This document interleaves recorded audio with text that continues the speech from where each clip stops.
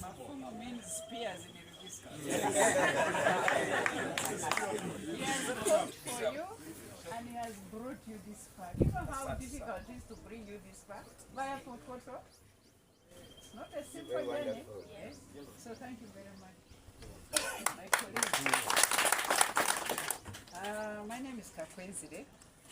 I'm a senior advisor, a pilot of the model villages since 2000.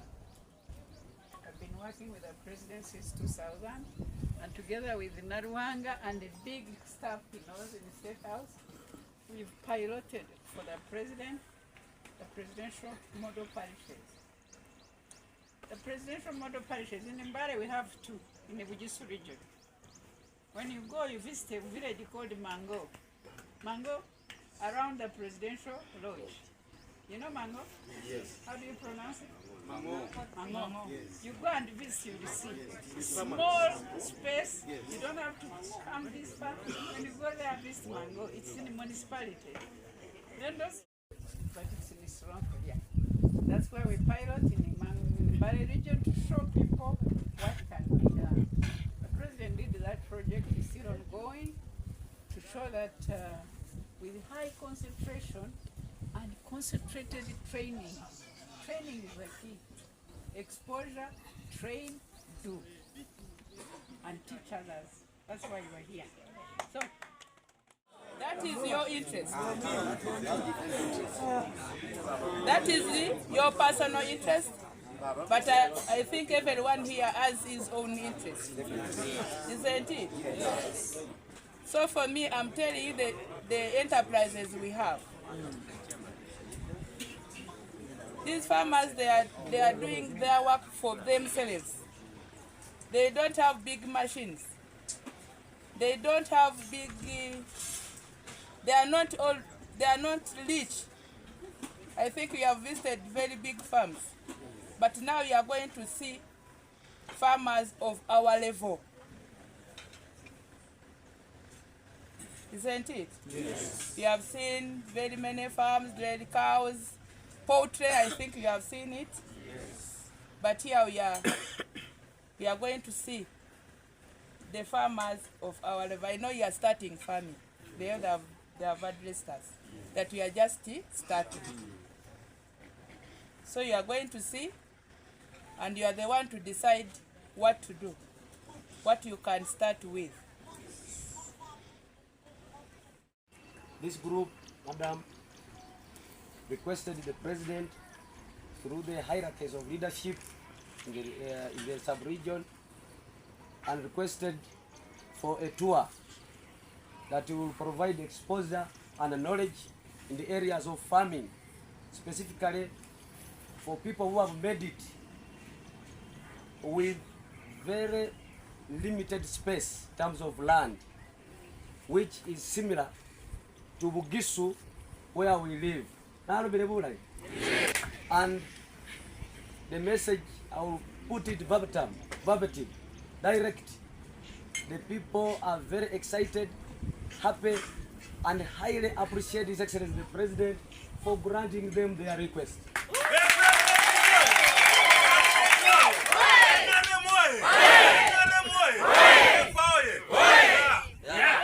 PA, the group are now His Excellency's food soldier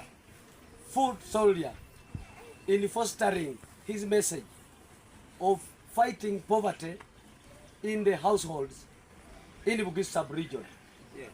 That's why you heard the simple song that we started with, that the kazi that we have been given, we shall finish it. All right? Yes. Of touring, we started, Madam, with Port Poto, and we met a gentleman who we have admired, learnt a lot that we don't have enough time to discuss here. We are also want to inform you that the appetite is still high to meet the same exposure here in Ikisozi through your guidance. Madam. As I move to other areas to start. Can you imagine the farmers you are going to see? They didn't have permanent houses. Nobody had a permanent. How many had permanent houses? I don't remember any 10 years ago there were no permanent houses. Now they started amorphous. You will see the houses they live in. Just opening here, the brain. They were living in grass-thatched houses. They did not have toilets. They did not have bathrooms. They did not have schools. They did not have dispensaries. The dispensary was built when we were here. Eh? They did not. They just lived on natural medicine. You know what I mean? Yes. But they were surviving by the hard way. With our training, with Mzee is telling us that he's tired living with the poor neighbors. He was tired. Because they were stealing his car. So they were just helping themselves. Because if you live with a rich man, you just help yourself when you are hungry. He never put them in prison, he understood their plight. They did not have anything. The bananas you are going to see are our creation with Narwang and my team. The coffee you are going to see is our creation. The cows they had, but they were local. But now they have crossed them into exotic. The goats were not there. It was bare. People were living natural, almost hunting and gathering. You know that history? But because they had milk, they were surviving. No, milk is a whole food. But life was hard. So, I'm giving you the background. When we came, we started with food security. Said you must eat. This thing of always selling a cow to go and buy food in the market must stop. Grow your own food. They grew food and they ate. And said, you mean it's possible? And the food here grows like wildfire because the land was never planted. After that, we said we are going to home improvement. Everybody must have a good home. Without a good home, you can't say you are rich. You have a home that has all the facilities. Then you can come and talk about getting rich. After they worked on food security and the home, we went to pillar number 3. We call them Empaji. Muzifunamu PDM. But we created those pillars ourselves here. Pillar number 3 is income. Umazokulia. Omaze okuzimba ennyumba kati otandise income. Kubanga onagikola nga otolina nnyumba nga tolidde, onaalunda otya nga tolidde, onaalima otya nga tolidde. Kyo kyemmanyi Abagisu, ekyokulya mukitegeera bulungi. Sikubanyoma, sikuboogera bubi. Me, I have friends in Mbale. I'm a frequent visitor. Abagisu will eat well, which you should really thank God for that, because your land is very fertile. And you cannot climb mountains without eating, can you? Actually start with 3. Because if you start with 1, okay, if you have no money, start with 1. But ideally, because like if you are standing on one leg, suppose that leg breaks, you fall down. Just have 1 or 2. 3. Then you can move nicely, so that if this one is tampered with, bad fortune, the cow dies, you have coffee. If coffee dries because of drought, you have something else. You have chicken in the house inside. You know what I mean? Don't move on one thing, otherwise, when you are, the children are jumping on one leg, finally they do it. No, bush, literally bush. People lived in bushes with their cows, few cows, but the infrastructure, even this school was not there. It was a very small thing. All these things you see around were not there. The roads were not there. The farmers were not doing anything at all. They were just scratching like they do in the north. You know what they do in the north? Just more for your stomach, and you call it a day. For you in Mbale, you were very advanced. We started growing coffee long before you were born. We're farmers. We have so many graduates. We have so many places. You have the city. So, but here, the best thing you are going to learn is that within a year, within 2 years, within a decade, you can transform. You can transform to the first world if you want it. It's all here in the brain, but you need to be guided. So what we did with this team. Natandika ne okulima kw'emmwanyi ne President Museveni nga tukubiriza okulima emmwanyi okwejja mu bwavu. Yantandisa n'eyika 3 kati ku ssaawa zino nfunye nyina eka 15 nga nyina yika 8 ezekutte ezikuze zentandisa okungulamu zirimu emiti 3,600. Nakungula kweno sizoni nakungula kiro 1,400 nenzitunda ku siringi 6 nenfuna miliyoni 8,640,000. Abayina ettaka okusobola okwettanira ekirime ky'emmwanyi, okusobola okufaayo ku lw'obuvubuka bwabwe basobole okukolerera obukadde bwabwe n'eggwanga ewamu okusobola okulyongera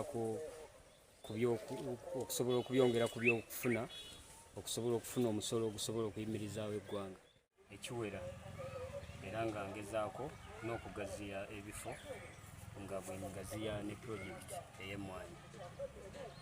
Nzize enkungula nga nfuba nnyo okugaziya bifo n'okwongerako ku pulojekiti.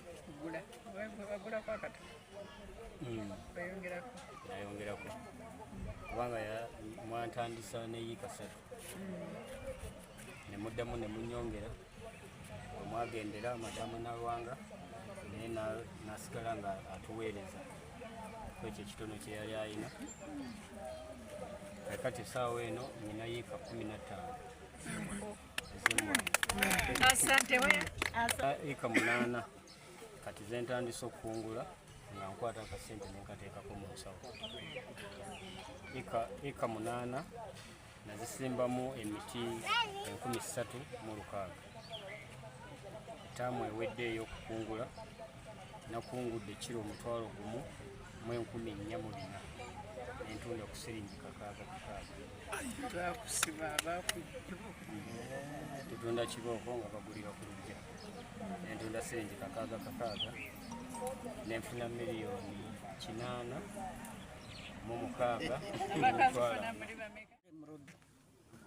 Murodo omwami wange zebampita Mole mpangalira museeru y'ekikuuma bagiyita kikuuma dungu omulika Rutungu buli wali tuli mu disitulikiti y'e Sembabule.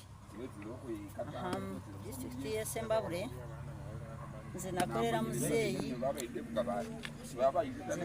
muzeeyi mu State Lodge wali ekisozi myaka 26 nga ndi housekeeper mu maka ga President mu State Lodge Kisozi nga ndaba buli kimu nyiga byenkora nga mbiyiga kyovura ba Mama Kakwenzire kugamba compound yange efaanana n'eya muzeeyi tebifaanagana naye ngezaako okuba naraba muzeeyi ng'ayigiriza abantu okuvaayo bakore bebeeseewo omukazi akore yatujja emanju n'atuyamba tuli mu paramenti tuli ba ministers tuli ba magomborra tuli ba ma RDC buli mulimo tulina okwenyigiramu tukore nange bunava ekisozi nentuuka mu poloti yange nengezaako okukora nina olusuku mululaba nina muhogo yiyo bye byamaka gange si byakutunda nga Madamu Kakwenzire bw'abadde ayogera ate tulina okwenyigira mu mirimu ya muzeeyi gy'ayigiriza abantu.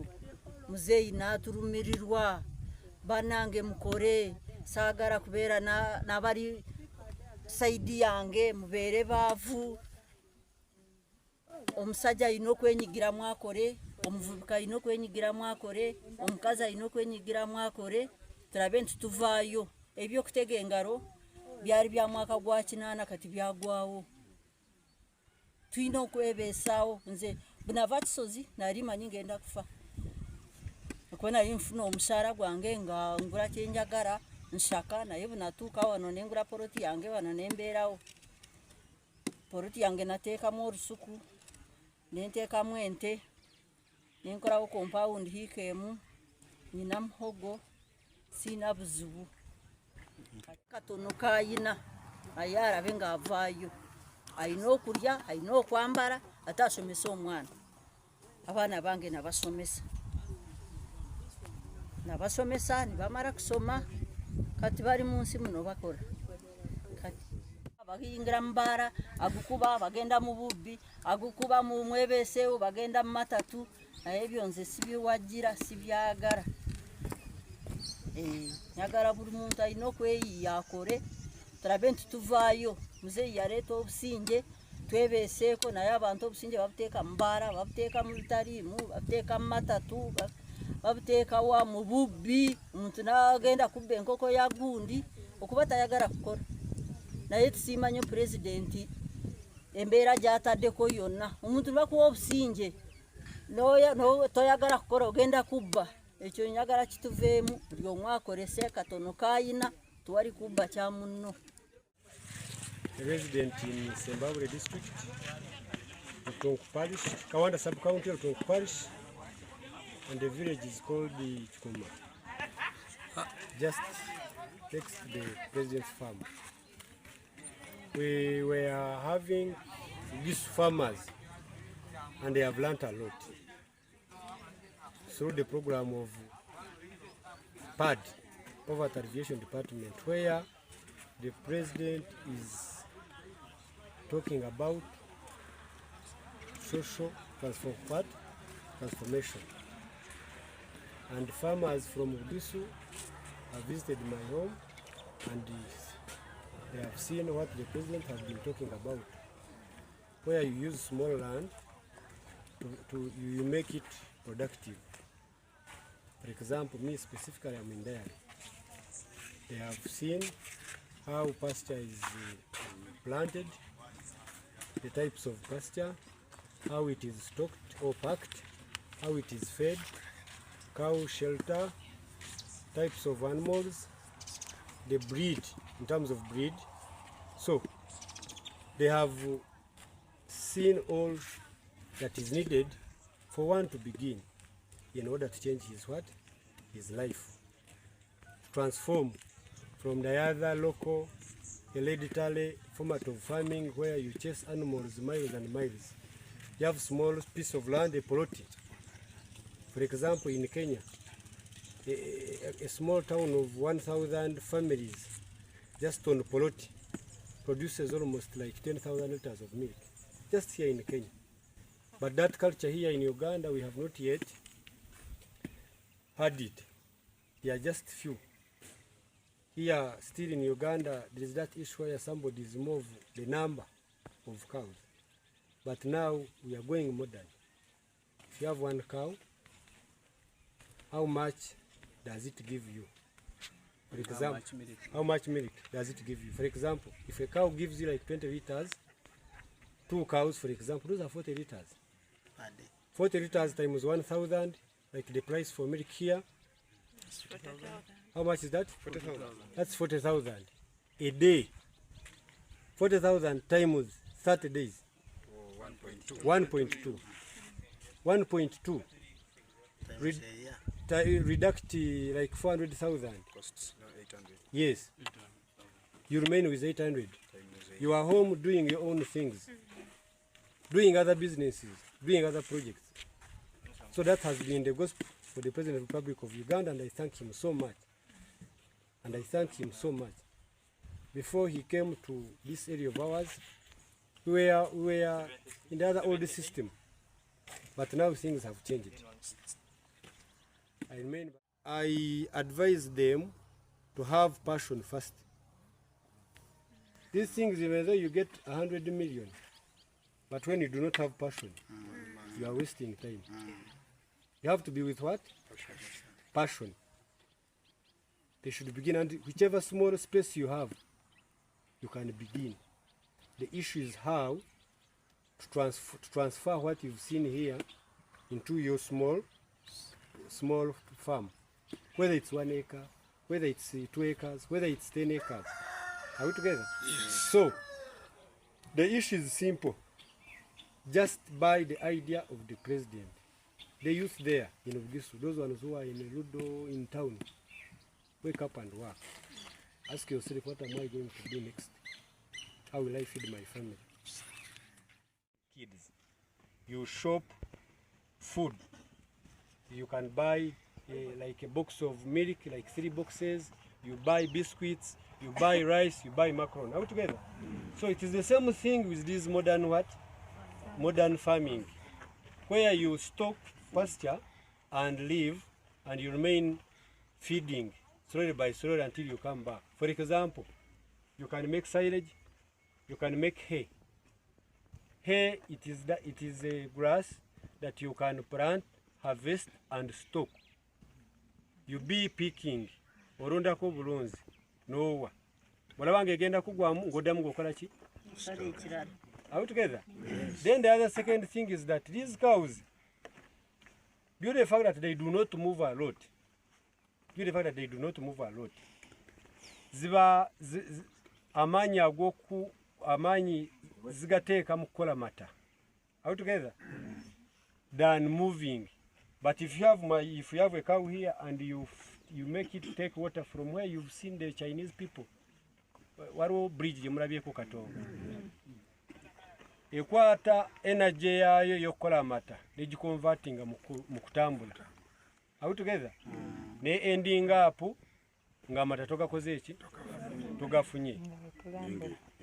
So kati ngenda kubayisaamu Mwigombo lya Mayanza ku mutala kw'Ebuzeema sub county na parish ya Bukofu constituency ya Butili constituency ngahada ndakukira hata na nyanyo siba kwa murangirisi wase kefa mafumo ni president Museveni kuwa ikhabino okuitsa kusoma kumukono na kusomaho musoma kuambakana ni bulimi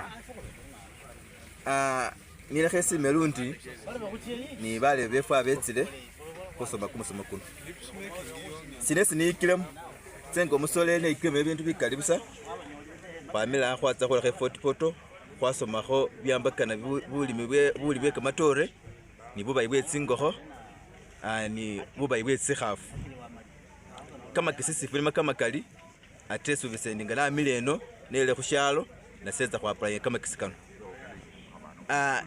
ni la kholundi kale khusindi ngo basoleli befwe mo especially kwa Western region Bugisu region ntakhulilayo imbare kama kesi isi someleno kwambakana bulimi khulima kamatore khulima simwanyi bubayi bwe tsikhafu bubayi bwe tsingoho sesubile ndi inzoba mutwela egisambo na soha imba training na bamanyi na sesubise ndinza ku implementinga information isinduyile neno kila umuntu nderene nabata ujele nabananu ili mafumo kefa ni president Museveni lokhuba nakhe bana basima nabi takhanibo bandisi ndi musifasi not ndi bamanafa bana misindwa ndi khwambakana natwela khubenga khutsowatswana so elese nama Bugisu region constituency ya Butili sub county ya Bukofu parish inahenga village iwanga khunywana ndande khukanikha bilomo byase khenza khusima bandu babili babanyalisile khwola khutwipress khwetsilekho khwama khuruna khubakharano inasimakho murangirisi wase oba mulebo ikhala ni president ku ofisi yewe yesi balanga mafumo kefa niyo unyalisile khunzolesana nasima khubusale bwewe bwesawamba ni President Museveni wakhukendesa khukhola khusifo sino ela ni bindu byesi bakhukholele bikali fwe khubele khukenda nenga abe khusile khwikata bakhuloma khukenda tsinakho tsefwe tsibili nekhatandikhile khulunakhu lutwela lwesi khatsile Fort Portal nga khwolileyo khatsile khweyika ela niyesi syesi nafurire khwiyikayo Fort Portal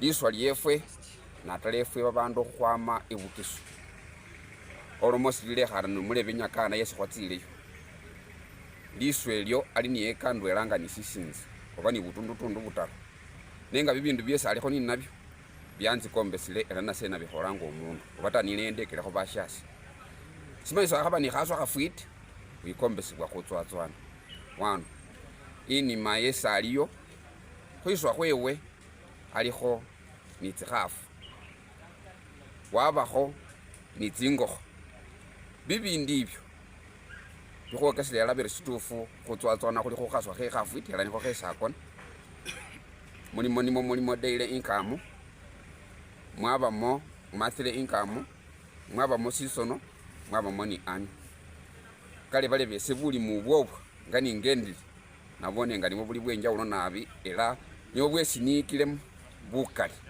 ela nafunemo nga nilayo nabolela bashase sino nisisye khukhola oba tanasi inabashiye khubonelakho buli mundu ese at least nase betsekho balome bari khakhutiyawa nayo khutiye khuyikilekho batana sebarerekho balambusa abandi betsekho ewasi bulimi bwesalelo balimi besalelo besinzileyo nolileyo situfu balimi baliyo nenga balimi bano balikho benjawulo ikomba yesi khwama nibo bulikho bwenjawulo lwasi bukana omundu ulikho ni bibindu bikalikho for example arenga tsikhafu tsesi khwama khubonakho sauno tsitagiza liswa likali tsimwanyi tsitagiza liswa likali ari nibyo bilikefa ni President Museveni ni timu yosi bakhulitingile mwanya saba mwenayo masina kane munange mai Helen Nekesa ndi umwana omumasaba wemana apa okhwama ebitiru town council sali hayikali omuzekitioni wanyama ngana khusima wele uwakhwa president wefe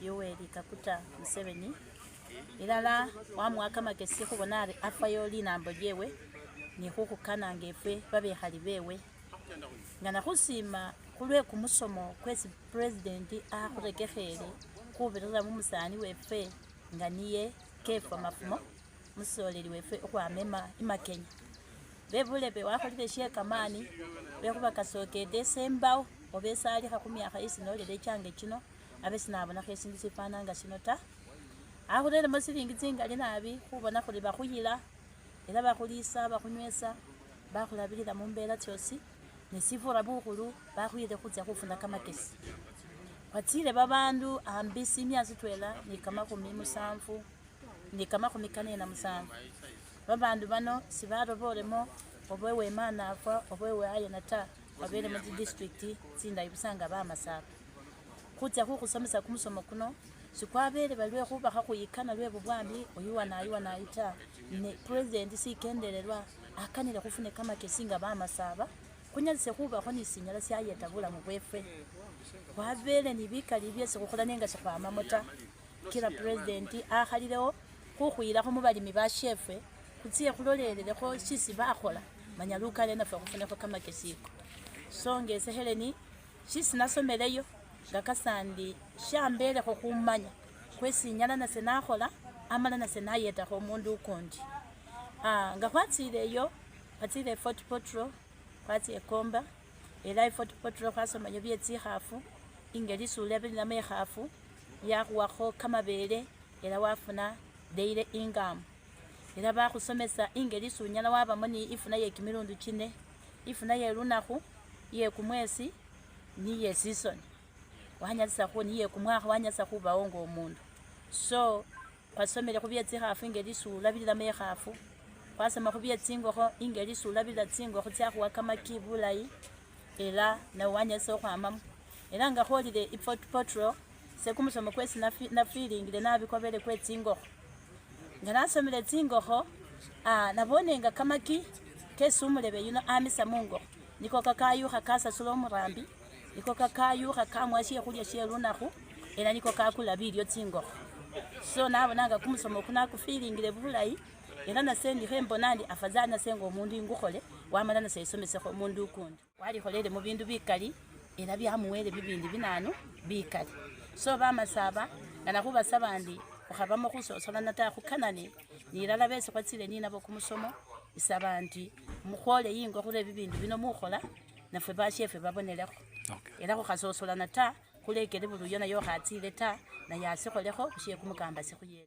isekesi mbosa kama sina bana ngalo masete Dennis ndo mwikhali wa busituma se kholomo wa Bugisu town council ne ndinilisa nyuli kalisha na sekhu happening ngani mutwela khu team iya kenile Buganda era majorly wa project ino achirangile presidential honor nga ikhola khu poverty alleviation development era yabe sponsored all over ninafe khwaba ni khabinga khulyo numwana uwefwe unyala wa khusakhira oba wa khukhongelesera bilayi aramba mu office ya president weli nambo yoweri tibukhaburwa mu 7 so umusololi omulanga mafumo kefa anyolekhana ibutiru nga constituency nenga kanisa bamasaba bosi bilayi so therefore anyalisire khusabira bakhuwe chance yo khutuwaringe bifo bye balimi bifo nga khwamanyire khura khutse ikisozi nenga ithimu yefe yabere Bugisu farmers tour to Kisozi and Fort Potro nenga shekha binda ikhwabona khurara khusokhera ale khwasokhere Fort Potro watuwaringa kho khufamu yeba model farmers babarambisa 1.3 acres yeliswa yekandwera ni tsinchezi busa so umulewe bamulanga banyakana Richard anyalisire ukhubirisa kho musomo mufiti kuri ne wakhulambusa byesaba yanga mulimo tsikhafu mulimo tsingokho amala mwene anyalisa khukhola bilyo byesalisa tsingokho ni byesalisa tsikhafu wakhwokesengeliye khwingira mu tsifamu tsyo ukhwiwala busiku nga bulwale nga wingira khukhola bilyo bilisa mu masishe ni kamayindi kamapake nga mureko ba tsichenga wamala wakhubirisamo local materials tsesarambisa khunyilisa mu tsingokho tsye nga tsipipe tsa 4 inch PVC tsesi bakhola nga tsitrafruasi tsisavinga khulisa bilyo sibitsitsukha kasi wa avoidinga wastage ari khwamira awe ngolobe khwarurire ibugisu nga tsi district manafa mbale bududa ni namisindwa khuli ni tsitimu tse abandu 18 bese khukendele nabo ukhwama khwasatu mulumu kweli khuminiyo kumwesi kwama khubira kumwakha kuno wakhane khwetse Buganda khwabira paka Fort Potro khulutwela khunyolenga khuli khutsi farm itso khwanyalisire ni lweshalero khukhwitsa paka mbifonga khwabire agago khuli semba buli ne uno bere wakhurangirire aramba mu office ya president maisi balanga bari Kakwenzire Joan niye uramba nga SPA special presidential advisor khu poverty alleviation mayu yama khwikhasa shalere semba bule khwatsa mu farm tsili next to president's farm iye Kisozi era khwama khwika kho basomi ba model farmers bo bakhubirisa mu bali matsimwani khuweka tsifiti khwabamba khulambusa khutsikhafu tsingonga tsitaru era khusiyongera ni kumusomo tsina khutsingali khobusane khunyakhe khukhola mayi mutwela wama mu kha villages balanga bari Chikumadungu village musemba bule ikawanda sub county bari mole muludu ne abere presidential advisor ne wanyalisa khururayo wetsa weyongera ni khubaya so niye mutwela khuba khubiriremo bakhusomesa nga umurambi wese balanga bari Barebe Martin era naye wakhusomesele bifura bukali khusiyongera nenga kumulanga kwesi khupira basoleli bebu masaba nga khwirayo khuri khukana khuri buli mundu abe nishisolanga khuri passion love for something ne shakira simwe sirukuruku obakamero ba appetite iye khusikhola ngamba wa appetite ni sirukurukisho sitegeza ndi bulisheso khola ba kwa milioni 10 unazibya mu ikindwe lewe so khakhwire nafe khugate kama kesiko khwikhale khunyala khwatandikha butuli bya abandu akhabali 10 minga khola silinge 15 buli khuwiki khusaving khukhola khumbukesi khunyala khwakula khabeshayo nge khafundira khutandikhilekho tsikhafu zino silinga tsitsefe yingota tsikhafu tsenjawulo tsili breed yanafe khoyikire nga khukane breed khukiyima khuriye kulikho ni artificial insemination kulikho ni direct selection ye bulu indaina esasa tsitsefe khuileyo ne umusoleli mafumo kefa ukhokana ibutiru constituency naye ibe modo kubife bindi bame Kampala nisi khwitsire semba bule betse bakhusomesa basomele khufamu tsefe wakhusubizira ari still kena ramenga khu pressurizing na yakhusakhile president akhwekho ni tsimbusi tsesi bakaba khuluma ule northern nenga tsimbusi tsatsame South Africa la subirana tsakhuba kho muba manafa ni Bugisu nge region tsi district ezimbabali letsosi sana ambafu ndi kansala chira basole mu district yembale akunyowa kene isime organizers betua baba khurerere bona bari kufuna kama chese khubye bulimi husinzira hu liswaliyesi khulina lye Bugisu kene isime honorable kefa mafumo coordination yes bakhole ni babashi muri honorable Mauso Brian bona bari ba transport ngabalimi ukwame Bugisu wala paka mwiswaliye Gomba ni Fort Potro bona bari ba supporting abasoli bali nibe Bugisu biza kusoma kumusoma kwebulimi hunyorera ibintu byasikwikire mu training yesi natsibitsino kwafunire exposure ni abantu be Gomba ni be Fort Potro ni ndima yawe yabe unique na bihusinzira mu ndima yesi kurambise Bugisu kufurira barambisa liswali chehe kubona bari barime ibintu bikali ate babayira kwiswali na lichehe lyo you realize that what hasuma habona huri bukali we shindu inye quality tusinza kuchese kubone Fort Potro ni Gomba bunelanga nadale Fort Potro liswali chehe ningo bunelanga umundu araho ibintu bihola production ye kampesa kama kali ngwati ina Igomba ichitezi kufamu yo president isi kubereho ubona ori babandu bahola balima video nenga balima mu bukali atenga production sawa tingali so wabone hori at least singa kukopa idea ye Gomba ni Fort Potro bali mibefe be kiskene bafune production tinda saba government ikobole yasi nadala ibu masaba ihuyeta ku promoting abuli mubufanire buro abantu bali ni capacity ne bali ni knowledge ita bashi kusomesa babona bali bahola balima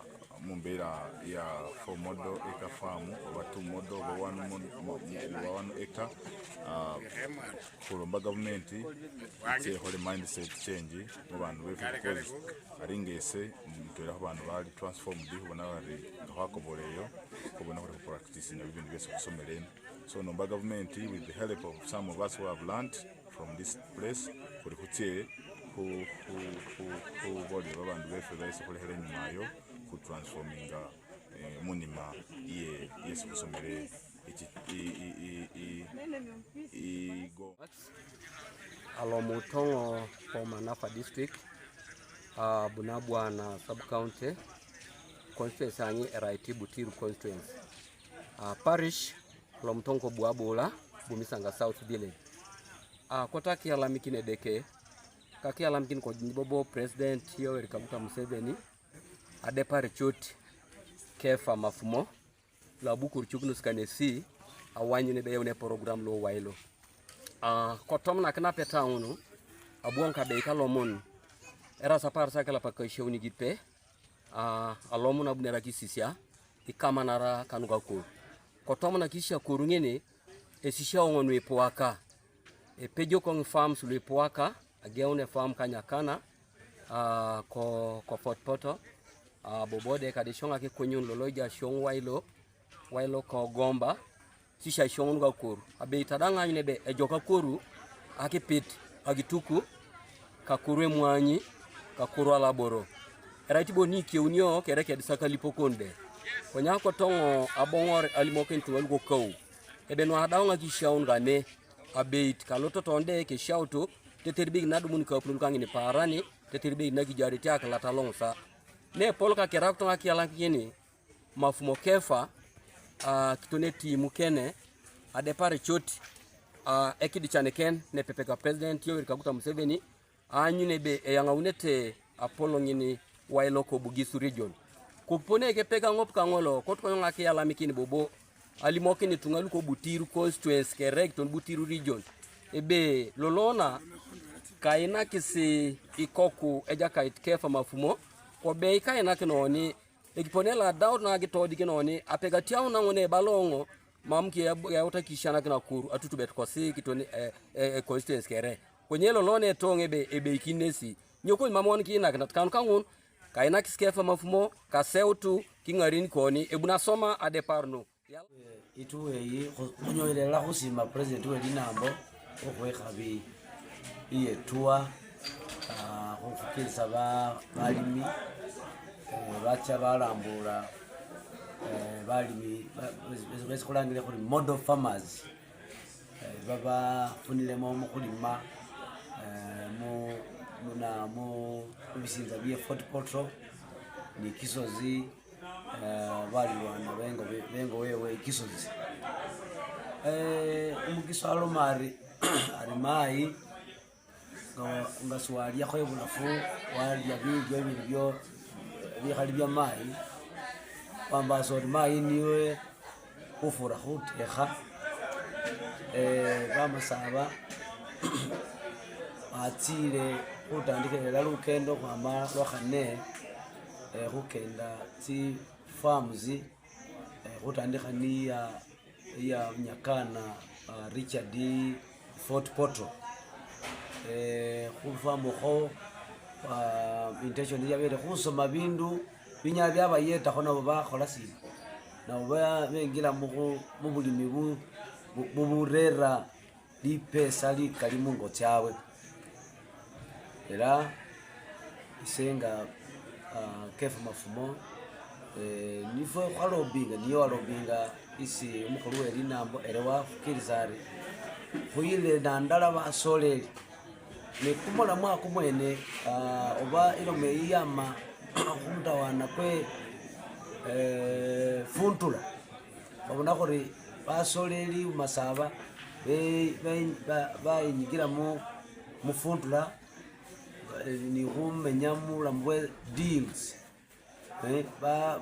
basubuzi kwama mu town simusiremba shembale imana fe barambisa basolele befe kujja kusutabi bindu kwa Kenya barera muno bakumisoro ba misa muno bindu bayire Kenya mwanyi bakumisoro ni bindu bindi so ari khwalo makhuri abantu bano akhu bayete batandikhewo bibindu byebulimi bina babasustaininga baona bulamu mu bulamu bwabwe baona butami bulamu bwabwe nga babirira mu khulima so niyo kumulamu mwakwe khubakendesa bakende khwebulafu yo babone babandu babafunile mu khulima ate babafuna kamapesa kamabofu kamene mu bindu byekhulima nga Nyakana nga nikwatsile Nyakana afuna milioni 15 tsimbufu kumwezi